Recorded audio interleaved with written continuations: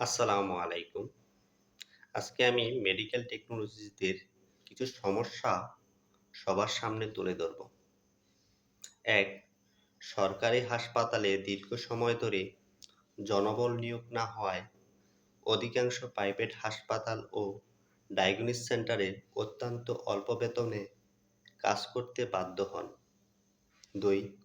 মানুষ সাধারণত ডাক্তারদের ভূমিকায় বেশি মূল্যায়ন করে, কিন্তু রোগ নির্ণয়ের মূল কারিগর টেকনোলজিস্টদের অবদান অধিকাংশ সময় আড়ালেই থেকে যায়। ৩.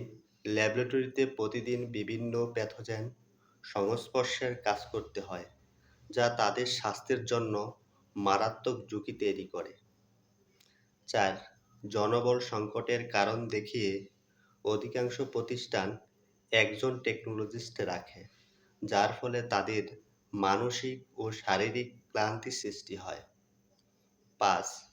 অনেক প্রতিষ্ঠান অপর্যাপ্ত ল্যাবরেটরি সরঞ্জাম নিয়ে কাজ করতে হয়।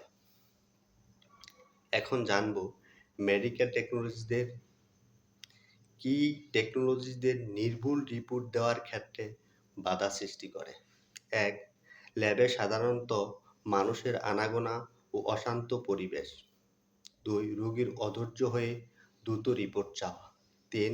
রুম টেম্পারেচার বেশি থাকা। ৪.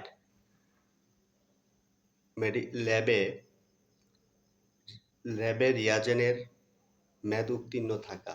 এসবই একজন টেকনোলজিস্টের নির্ভুল রিপোর্ট দিতে বাধা সৃষ্টি করে।